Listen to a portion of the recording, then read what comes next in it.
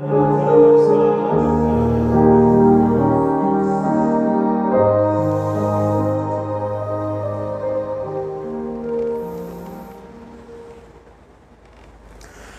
중심으로 살다가 놓쳐버린 것들이 너무나 많이 있습니다. 주변을 바라보며 작은 생각으로 좁은 소견으로 살다 보니 봐야 될 것을 못 봤고 들어야 될 것을 못 들었고 그래서 잡아야 될 것을 못 잡은 것들이 너무 많이 있습니다.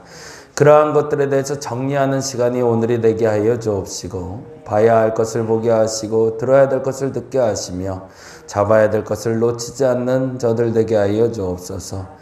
찬양받기에 합당하신 주님 하나님 앞에 나왔사오니 찬양받기에 합당하신 주님 앞에 온전히 드릴 수 있는 시간 되게 하여 주옵시고 하나님 앞에 값진 시간이요 내게도 값진 시간을 살아가는 저들 되게 하여 주시옵소서. 감사합니다. 고마우신 예수님 이름으로 기도드렸습니다. 아멘 아멘. 오늘은 이사야 32장 말씀 봅니다. 32장 9절에서 15절까지만 볼까요? 이사야 32장 9절에서 15절까지만 보도록 합니다.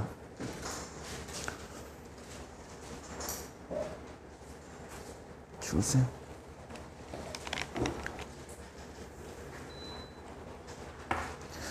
같이 한 목소리로 읽겠습니다. 9장에서 15절까지 같이 읽겠습니다. 너희 안일한 여인들아 일어나 내 목소리를 들을지어다. 너희 염려 없는 딸들아 내 말에 귀를 기울일지로다. 너희 염려 없는 여자들아 1년 남짓 지나면 너희가 당황하리니 포도 수확이 없으며 열매 거둔 일이 이르지 않을 것임이라. 너희 안일한 여자들아 떨지어다. 너희 염려 없는 자들아 당황할지어다. 옷을 벗어 몸을 드러내고 배로 허리를 동일지어다.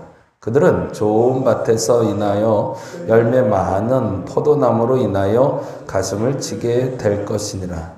내 백성의 땅에 가시와 찔레가 나며 실학의 성읍 기뻐하는 모든 집에 나리니 대저 궁전이 패한 바 되며 인구 많던 성읍이 적막하며 오벨과 망대가 영원히 군열이 되며 들나귀가 즐기는 곳과 양떼의 초장이 되려니와 마침내 위에서부터 영을 우리에게 부어주시리니 광야가 아름다운 밭이 되며 아름다운 밭을 숲으로 여기게 되리라. 아멘 아멘. 오늘은 31장부터 33장까지 보는 날이고요. 31장 말씀은 이렇게 제목을 좀 해놓죠.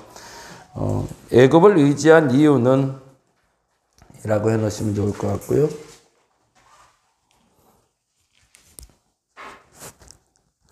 사실은 역사적인 배경은 유다가 애굽을 의지하고 아수르하고 전쟁을 치를 때 얘기거든요. 그래서 이제 애굽에 의지하고 있는 정치인들에 대해서 비판하며 하는 얘기이기도 하는데 사실은 애굽을 의지한 이유에 대해서 이렇게 표현하고 있습니다. 31장 1절 말씀 같이 한번 볼까요?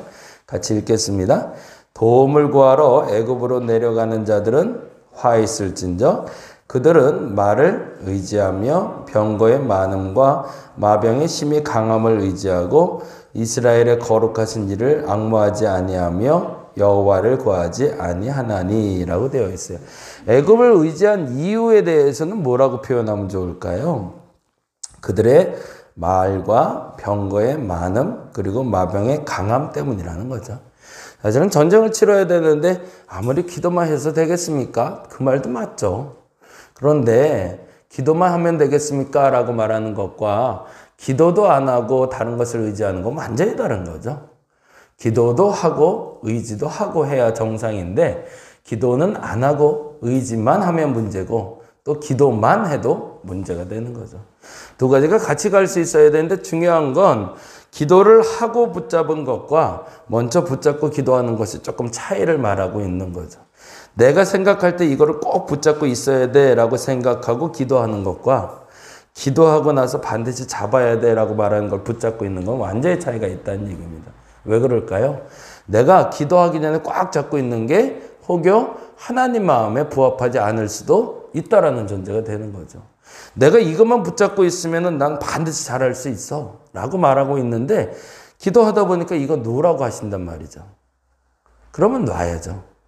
아무리 이게 중요하고 필요해도. 거꾸로 기도하고 나서 하나님 꼭 붙잡으라는 게 있는데 내가 붙잡기 싫어도 이건 붙잡아야죠. 왜?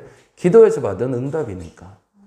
두 가지가 같이 가야 되는데요. 안타깝지만 내가 아무것도 하지 말라는 얘기가 아니죠. 병원에 갈 때도 마찬가지죠. 병원에 갈 때도 우리는 모든 사람이 이제 의사라고 얘기해요. 인터넷이 너무나 활성화되어 있고 또 사람들에게 정보가 너무 많다 보니까 병원을 안 가도 내 병이 뭔지 대략적으로 알아요. 그리고 그걸 가지고 의사 앞에 간단 말이죠. 그리고 의사가 말하면 대부분 요즘 드라마에서도 그 얘기 많이 나오더라고요. 제가 인터넷에서 찾아봤는데 제가 다른 선생님한테 물어봤는데 라는 표현을 써요. 그러면 듣는 의사 입장에서는 어떨까요? 아, 이건 괘씸한 거죠. 그럼 뭐하러 나한테 왔어? 인터넷 찾아보고 병 짓지? 약 짓지? 그 의사한테 가지 왜 나한테 왔어? 라는 마음이 들면서 상담을 하게 되겠죠. 하나님 앞에서도 마찬가지라는 겁니다. 우리가 하나님께 요청하는 사항이 있어서 하나님 앞에 나가는 게 맞는데 그건 인정하자는 거죠. 그런데 하나님 앞에 나왔을 때 내 것을 먼저 제시하면서 이건 맞으니 이건 내가 반드시 할 거고 그런데 하나님도 이거 해주세요라고 말하지 말고 하나님이 이거 하라는 것을 붙잡고 기도하는 것이 맞다라는 거죠. 지금 애굽 사람에 대한 이야기를 하면서 이스라엘에게 애굽을 붙잡은 이유를 얘기하고 있지만 다른 표현으로는 그래서 애굽에서 그 붙잡은 손 때문에 유다가 멸망했다라고 얘기하고 있는 겁니다. 저와 여러분들이 그 실수가 없기를 간절히 바랍니다. 근데 이게 제일 많이 하는 실수거든요. 신앙생활 하면서 제일 많이 하는 실수가 잡은 걸 놓지 않는 거거든요. 어느 한순간에 신앙생활 하기 전부터도 내가 붙잡고 있었던 나를 지탱했던 힘을 사실은 그걸 놔버려야 신앙생활이 진짜 시작되는데 끝까지 이걸 못 놔요. 그리고 나서 뭔가를 이루려고 하는데 끝까지 이게 가시가 돼서 여러분 쫓아갈 겁니다. 그건 제가 장담합니다. 제가 그렇기 때문에 그래요. 제가 이렇게 끝까지 항상 못 놓는 게 있어요. 뭔가를 하려 치면 마지막 순간에 그것만 넣으면 다 해결되는데 마지막 순간에 그거 하나를 못 놔요. 그리고 그걸 하나를 못 놓고 나서 이루어진 결과 때문에 항상 후회를 해요. 그러면서도 항상 그걸 붙잡고 있는 나를 봐요. 여러분도 그게 꼭 하나씩 있지 않나요? 마지막에 이것만큼 놓으면 난 큰일 날 것 같은 건. 근데 그걸 놔야 진짜 하나님이 일하시는데 이걸 못 놓더라고요. 그걸 지금 31장에서는 애굽이라고 표현하고 있는 겁니다. 32장은 이렇게 적어 놓으시면 좋을 것 같아요. 32장 얘기는 조금 이따 나눌 건데요. 안일한 여인에 대한 경고. 안일한 여인에 대한 경고라고 해놓으시면 좋을 것 같아요. 안일한 여인에 대한 경고는 무엇인가? 안일이란 단어를 요즘은 많이 안 쓰는 단어인데 걱정 없는 사람들 얘기하는 거죠. 좀 태평성대로 사는 사람들, 좋은 게 좋은 거야 라고 말하는 건, 근데 이 좋은 게 좋은 거야 라고 말하는 게 잘못됐다는 얘기가 아니고요. 여기서 안일이라고 얘기하는 건 죄를 망각하는 걸 얘기합니다. 그냥 사람들과의 관계 속에서 좋은 게 좋은 거야. 아예 뭐 나물 먹을 수도 있고 고기 먹을 수도 있지 뭐 좋은 게 좋은 거야. 이런 좋은 게 좋은 게 아니라 이 죄도 지을 수 있고 저 죄도 지을 수 있지 뭐라는 안일함을 얘기하고 있습니다. 이 얘기는 조금 이따 좀 하려고 하고요. 그래서 33장은 또 이렇게 한번 적어 놓죠. 33장. 삼키는 불에서 구원받을 자는, 이렇게 해놓으시면 좋을 것 같아요. 삼키는 불에서 구원받을 자는. 이사야의 독특한 특징 중에 하나인데요. 이사야는 매우 영적인 예언자입니다. 그리고 영적인 일에 대해서 굉장히 많이 강조하고 있고요. 그 영적인 일을 도모하는 것이 중요하다고 말하는데 그에게서 꼭 벗어나지 않고 단어가 쫓아다니는 게 있어요. 그게 뭐냐면 공의예요. 하나님 앞에 바로 선다는 것은 이 땅에서도 바로 사는 것이다 라는 거예요. 너희가 어떻게 하나님 앞에 바로 선다고 얘기해 놓고서 이 땅에서 바르게 살지는 못하냐? 그건 도저히 난 이해가 안 간다요. 이사야 생각엔. 생활과 신앙이 합일이 돼야 된다는 거죠. 그래서 곡해될 수 있는 단어들이 나와요. 그건 뭐냐면 이사야는 마치 행함 중심의 신앙생활을 하는 사람인가? 라고 착각하게 만들어요. 그러니까 내가 바르게 살면, 착하게 살면, 열심히 살면, 그리고 하나님 앞에가 아니라 나 스스로가 열심히 살며 그 공의를 실천하면 난 구원받을 수 있지 않을까라는 오해를 줘요. 그런데 여기에 전제가 있어요. 이사야가 말할 때 그 공의와 그러한 행동의 근원지는 하나님입니다. 하나님 때문에 공의롭게 사는 거고요. 하나님 때문에 바르게 살 수 있고 하나님 때문에 내 행위가 그렇게 일어났기 때문에 난 구원인 거지, 하나님 없이 내가 원래 열심히 착하게 바르게 살아서 구원이라고 말하지 않는다는 거죠. 이 말에 대해서는 곡해하지 않고 꼭 들으시면 좋겠어요. 그리고 나서 14절에 이렇게 얘기합니다. 읽어볼까요? 14절 말씀 읽겠습니다. 시온의 죄인들이 두려워하며 경건하지 아니한 자들이 떨며 이르기를, 이제는 죄를 자각한 거죠. 이거 앞서 말씀드린 안일한 여인들에 대한 이야기를 하는 거예요. 죄를 이제 자각하게 되니까 보이는 게 있죠. 뭐가 보였을까요? 그 다음에 읽어봅니다. 이르기를 33장 14절입니다. 같이 읽겠습니다. 시온의 죄인들이 두려워하여 경건하지 아니한 자들이 떨며 이르기를, 뭐라고요? 우리 중에 누가 삼키는 불과 함께 거하겠으며 우리 중에 누가 영영이 타는 것과 함께 거하리요 하도다. 이제 겁이 나는 거죠, 덜컹. 그동안 몰랐는데 내 죄의 무게가 얼마나 무거운지를 알겠는 거죠. 이걸 알면 하나님 앞에 서는 거죠. 근데 이게 안일해지는 거죠. 오늘 내가 예배 드리지 않아도, 기도하지 않아도 별일 없는데? 라고 생각 들면은 기도 잘 안 하게 되죠. 근데 당장 내일이라도 무슨 일이 벌어질 것 같으면 내가 기도절을 안 나올 수가 없죠. 근데 무슨 말을 하고 있냐면, 죄의 무게를 알기 시작하니까 하나님 없이는 안 될 것 같은데 더 겁나는 건 나는 피할 수 있을까? 라는 생각이 들었다는 거죠. 그리고 나서 15절에 이렇게 얘기합니다. 같이 읽어보겠습니다. 오직, 거기다 동그라미 있어요. 오직. 그래서 아까 말씀드린 대로 오해가 생길 수 있다는 거예요. 그러니까 하나님 없어도 바르게만 살면 되는 거 아니야? 착하게만 살면 되는 거 아니야? 그거 아니라는 거죠. 그 바르고 착함의 근원은 하나님이고, 그 하나님 때문에 바르게 살고 공의롭게 사는 건데, 그걸 오직이라는 단어를 씁니다. 그리고 이렇게 얘기합니다. 15절 읽어봅니다. 오직 공의롭게 행하는 자, 정직히 말하는 자, 토색한 재물을 가증히 여기는 자, 손을 흔들어 뇌물을 받지 아니하는 자, 귀를 막아 피 흘리려는 꾀를 듣지 아니하는 자, 눈을 감아 악을 보지 않은 자. 16절, 그는 높은 곳에 거하리니 견고한 바위가 그의 요새가 되며 그의 양식은 공급되고 그의 물은 끊어지지 아니하리라. 아멘. 저와 여러분이 이렇게 살 수 있기를 간절히 바랍니다. 그랬으면 좋겠습니다. 바르게 사시기 바랍니다. 정직하게 살아야 됩니다. 뇌물로 내 잘못된 이득을 취해서는 안 됩니다. 그런데 중요한 게 있죠. 그것의 근원은 하나님이십니다. 내가 그렇게 행동하는 이유는 나는 올곧은 사람이기 때문에, 나는 착한 사람이기 때문에, 바른 사람이기 때문이 아니라 하나님이 그렇게 하는 것을 맞다라고 말했기 때문에 난 그렇게 사는 거죠. 그리고 그렇게 사는 사람은 하나님 그 타는 불에서 구원받게 할 사람이라고 이야기하십니다. 이게 이사야의 입장에서는 믿음은 드러나는 것이라고 말하는 거죠. 더 정확하면 믿음은 보여지는 거라고. 어떻게 믿는다고 하면서 공의롭지 않을 수 있냐? 어떻게 믿는다고 하면서 바르지 않을 수 있냐? 어떻게 너 믿는다고 하면서 뇌물 받을 수 있냐? 난 도저히 이해가 안 간다라는 표현이 이사야의 표현인 거죠. 우리가 가지고 있는 죄의 문제가 생각보다 너무 옅게 흘러가고 있음을 다시 한번 자각해야 된다는 겁니다. 그 얘기를 이제 조금 더 할게요. 어저께 말씀드릴 때 자기 합리화라는 죄에 대해서 이야기 드렸어요. 근데 28장 7절 8절을 어제 안 읽고 갔는데 28장 7절 8절을 잠깐 보죠. 그 자기 합리화하고 있는 사람의 모습을 형상화해서 이렇게 표현하고 있습니다.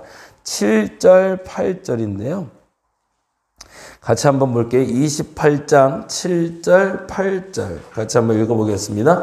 그리하여도 그들을 28장 7절입니다.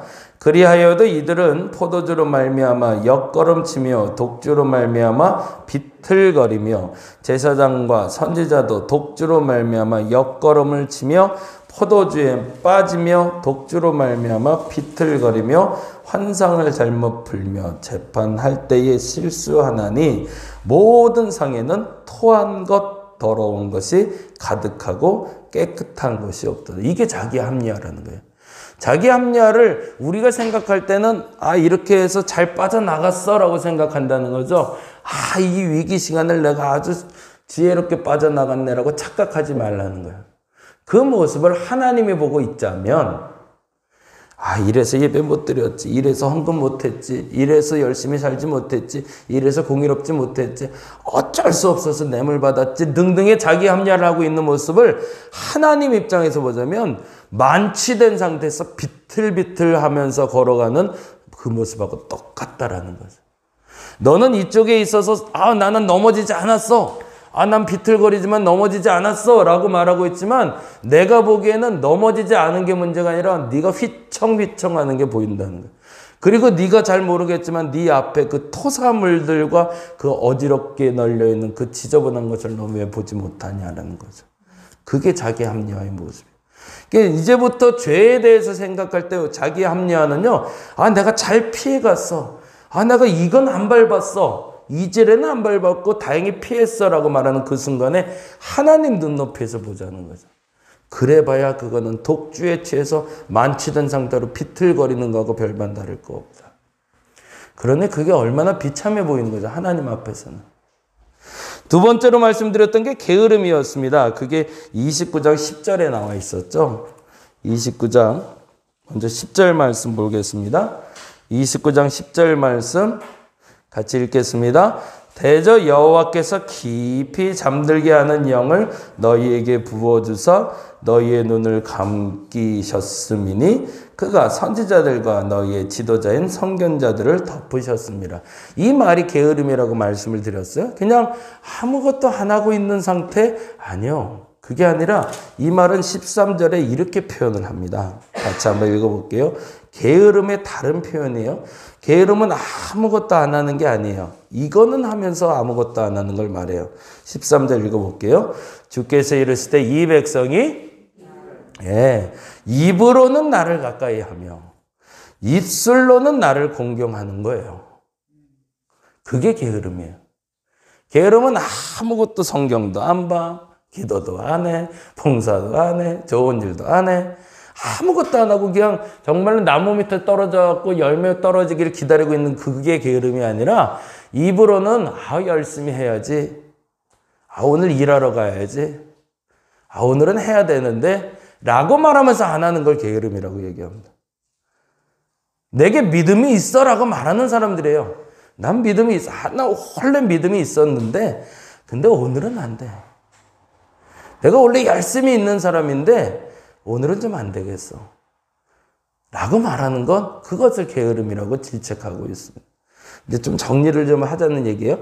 단어에 대해서 그 느낌을 아시고 그것이 얼마나 무서운 죄인지를 알고 그것을 벗어나는 게 중요하기 때문에 그래요. 이게 첫 번째 말했던 게 그래서 자기 합리화, 두 번째가 게으름. 이게 사실은 우리를 지배하는 가장 큰 죄 중에 하나거든요.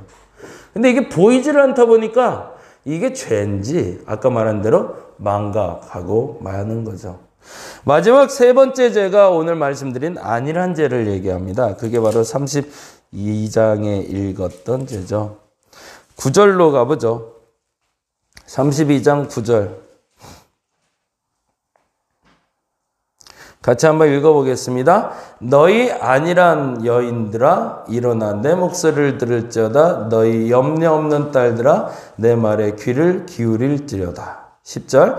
너희 염려 없는 여자들아 1년 남짓 지나면 너희가 당황하리니 포도 수확이 없으며 열매 거두는 일이 이르지 않을 것임이라. 이 단어를 쓰면서 안일한 게 왜 염려 없는 게 문제가 돼? 라고 읽으면 안 된다는 거죠. 왜? 이거는 사실은 이런 표현 죄송하지만 비꼬는 표현이니까 어떻게 그렇게 나태하냐? 더 정확히 말하면 어떻게 그렇게 무딜 수가 있냐라는 얘기예요. 아까 말씀드린 대로 자기 합리화를 얘기하고 게으름을 얘기하고 죄 때문에 우리는 죽임받을 수 밖에 없습니다. 우리는 구원받을 수 없습니다라고 말하는데 그런데 왜? 라고 얘기하고 있는 사람들. 너 큰일 나 그러다 쓰러져. 그런데 왜? 라고 말하는 사람들. 난 안 쓰러져. 제가 이거 세미나를 하잖아요. 스티그마 세미나라고 목사님들 모시고 하는데 제가 계속 반복해서 하는 얘기가 있어요. 정말 죄송해요. 이건 죄의 문제하고는 좀 달라요. 그런데 느낌은 여러분이 아실 것 같아요. 이 얘기만 하고 마무리할게요. 요즘도 많이 찾아와요. 이게 저 같은 목사도 많이 찾아와요. 사람들이 찾아와서 교회 개척을, 교회를 이제 옮겨야 될 것 같은데 어떻게 해야 되냐고 자꾸 물어봐요. 그래서 제가 어떻게 하실 건데요? 그랬더니, 코로나라 요거만 좀 끝나고 어떻게 좀 해볼까 생각한대요. 그래서, 이 코로나가 얼마나 좋은 시기인데 이 시기에 잘 준비하시면 좋겠네요. 그래서 같이 세미나도 하시고 같이 공부합시다. 그랬더니, 아니래요. 교회를 개척하실 생각이에요? 그랬더니, 아니래요. 그럼 왜 왔어요? 그랬더니, 뭔가를 좀 하긴 해야 되겠는데 갈등이 돼서 왔대요. 그러면서 이제 제가 얘기를 해요. 그때부터 이제 향수를 얘기하는데 매년 3,000개의 교회가 생겨지는 거 아시나요? 매년. 그리고 매년 1,000개의 교회가 문을 닫아요. 이건 엄청난 일이에요. 어떤 사업을 해도 매년 3,000개나 생기는 게 그리 많지 않아요. 근데 3,000개나 생겼다가 1,000개가 문을 닫는 이유는 뭘까요? 아무 준비 없이 시작한 1,000개는 아무것도 못 해보고 끝나버리는 거죠. 근데 더 무서운 건 뭐냐면 제가 정말 솔직하게 얘기해요. 100명의 목사님들이 됐다면 10명의 목사님들이 청빙을 받거나 다른 교회 기존에 있던 교회로 청빙을 받거나 담임 목회로 나가게 되실 겁니다. 때로는 기관에 있는 곳으로 가게 돼. 있는 자리로 간다는 거예요. 근데 더 대단한 통계는요. 그들 중에 9은 아버지가 목사님이거나 장로님 분들이에요. 그것도 중직에. 그래서 좀 힘 좀 쓸 수 있는 분들. 그분들이 담임으로 기관으로 가요.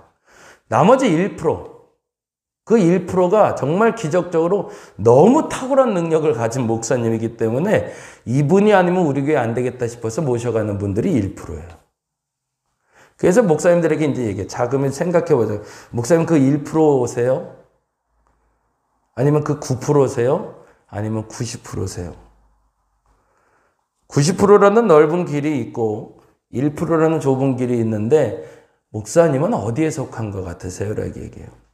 그러면 대부분 뭐라고 얘기하시냐면 그래도 저는 아닌 것 같아요. 그래요. 그래도 나는 1%인 것 같은 거고 그래도 나는 10%에 속하는 것 같은 거죠. 그러면 시작이 안 돼요. 어느 날부턴가 우리가 익숙한 환경 속에서 자각하지 못하게 만들어 놨어요.